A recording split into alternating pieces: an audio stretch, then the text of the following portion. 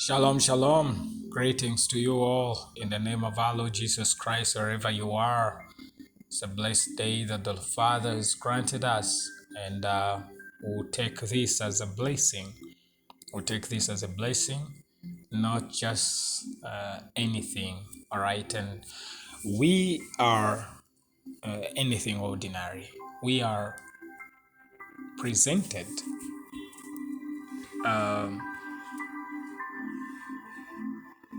Every day comes to us as an opportunity to grow.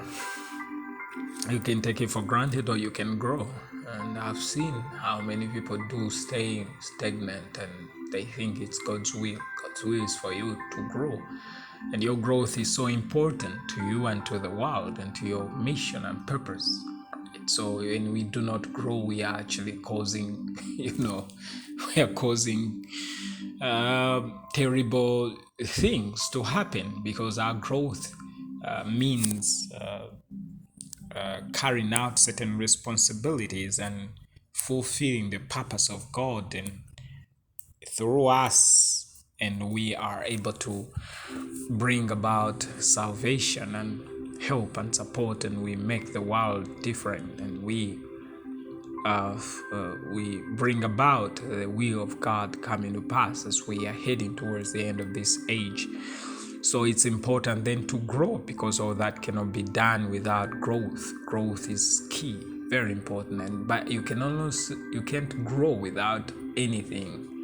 You have to be eating and drinking, and you eat the word of life. You eat the bread from heaven that makes us grow spiritually, and that's what we need. And when there's this spiritual growth, it will cause every part to grow, because there's an understanding that we acquire in that realm that gives us an enlightenment about everything in life. And that's why we can be fulfilled. Every man should be enlightened if he's gonna go far in terms of this life and the impact he can make. The enlightenment is important. The Hebrew writer talks to us in chapter 11, which describes a lot of examples of men that actually saw things differently, and from their hearts we see a good example of Moses, for instance. And we see in verse 23, I'm going to read, it says, "By faith Moses, when he was born, was hidden 3 months by his parents, because they saw he was a beautiful child, and they were not afraid of the king's command." Verse 24 says, "Now by faith Moses, when he became of age, refused to be called the son of Pharaoh's daughter, choosing rather to suffer affliction with the people of God than to enjoy the passing pleasures of sin." First and foremost, this is strange. The context is that Moses was born in Egypt, and by the time he was born, it wasn't an easy time, because every male was supposed to be killed. They were supposed to die, according to the Pharaoh, who didn't know Joseph, because Joseph had brought all the children of Israel into Egypt to find food there, the times of famine. And so they stayed there in a place called Goshen. for years. They were there until, Joseph died, and the Pharaoh who was reigning died. There came another Pharaoh who actually was scared of the presence of the Jews in that land, in Egypt. We are told that time came whereby this king gave a decree that that the Jews should not give birth to male child. Every male child should be killed. And why? Because they were saying they are growing stronger, and they are so stronger than us, and they will destroy us, or they will take over Egypt.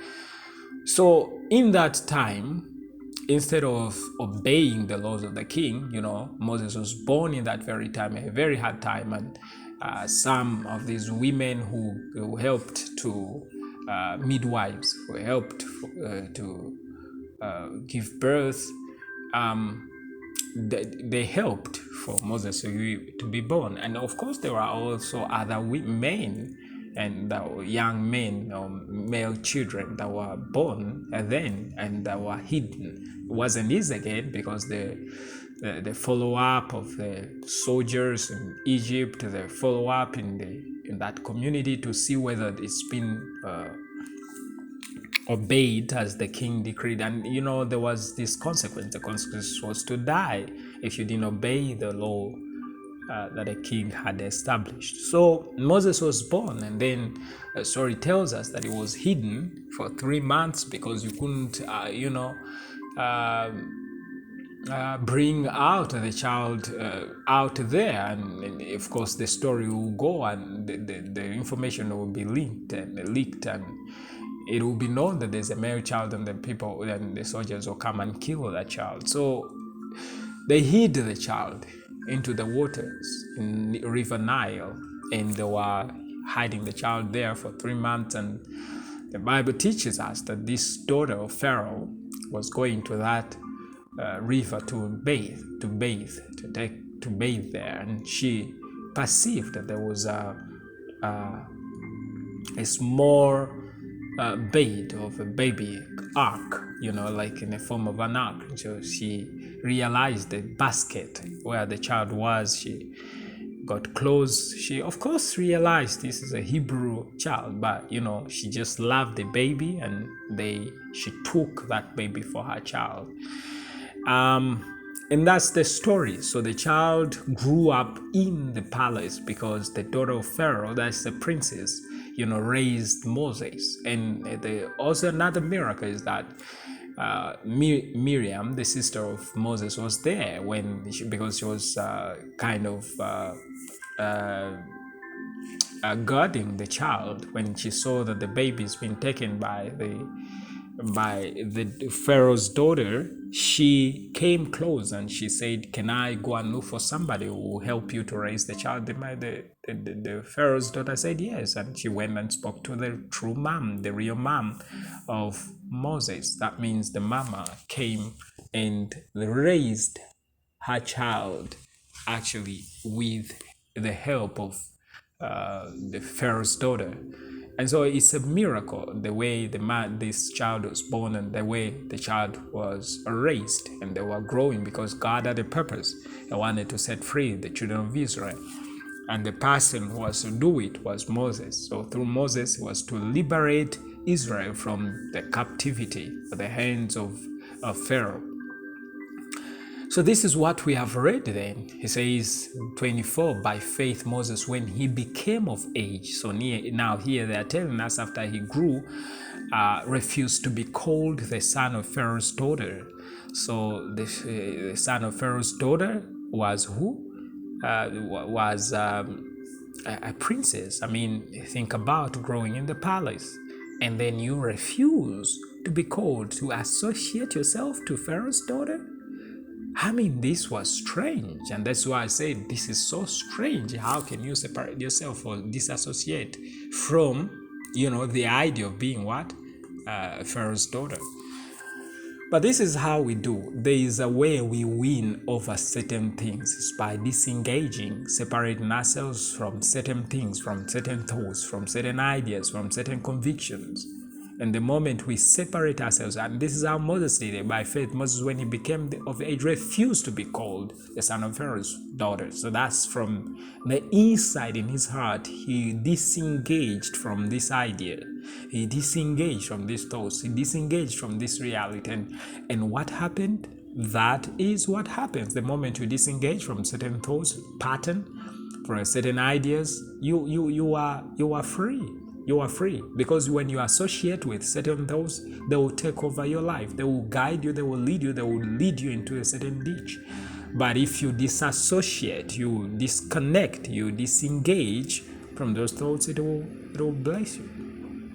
Glory to God. Verse 25 says, choosing rather to suffer affliction with the people of God than to enjoy the passing pleasures of sin. So imagine the man chose to what? To suffer affliction with the people of God than to enjoy it. So how would you choose? Why would you choose affliction? Why would you choose suffering? Normally, people are not supposed to suffer, to choose suffering. But this man chose to suffer. And now, looking on the outside, of course, you might think he's got a problem, because it was an opportunity to be raised by the king, Pharaoh's daughter, and so on and so forth. It sounded good, it looked good, but what did he see that changed his mind? What did he see? What did he discover that turned him around, that made him see things different and chose to suffer instead of participating in that opportunity, right, of being a Pharaoh's daughter's son? Well, it says because he didn't want to enjoy the passing pleasure of sin. So what is sin? Sin is missing the mark. He had realized that everything is missing the mark out there. You know, people think sin is, oh, what you did this, you did that. You're missing the mark. You can be in the community of people the way they think. You realize they have missed the mark. And missing the mark is sin. Do you know how many people have missed the mark and they are like, and they are not even aware that is the meaning of sin? Even those who preach sin or preach against sin, they're saying, we should walk in righteousness and so on and so forth. Yes, it might sound good, but you see the way a person thinks, you realize they are off. And if they are off, they have missed the mark. And if they have missed the mark, they're walking in sin, whether they know it or not. Sin is missing the mark. And what's the mark? The mark is the identity, the true identity. In other words, now the man discovered that maybe this is not me. My true identity, I'm not supposed to be like this. I'm not supposed to be here. All right? And it's so amazing, brothers and sisters. It says, esteeming the reproach of the child Christ greater riches than the treasures in Egypt, for he looked to the reward. So it seemed that this man saw something that, of course, changed everything in his mind. All right? Because in that verse, in verse 25, Amplified puts it, it says, because he preferred to share the oppression, suffer the hardships, and bear the shame of the people of God, rather than to have the fleeting enjoyment of sinful life. So sinful life is, he felt, I don't belong here. This is not serving my purpose. This is not connecting to my true identity. All right? This is not what I'm supposed to be living for. Something was telling him it's not right to be there. It's not right to stand there. All right, this is what I'm saying. So his thoughts are changing. Imagine growing in the palace and all that, the privileges that comes with this, and you feel you don't fit there. The thought pattern in you have changed. Everything in you has changed. I feel this is not right, Well, that's what I'm saying. At the moment your thoughts changes, the moment you discover that was a lie, you disengage from that, your world changes. So what is changing Moses is the discovery that there was a pattern of thoughts and ideas and lies that were going on disconnected from them. This is what changes our lives. Shalom, shalom.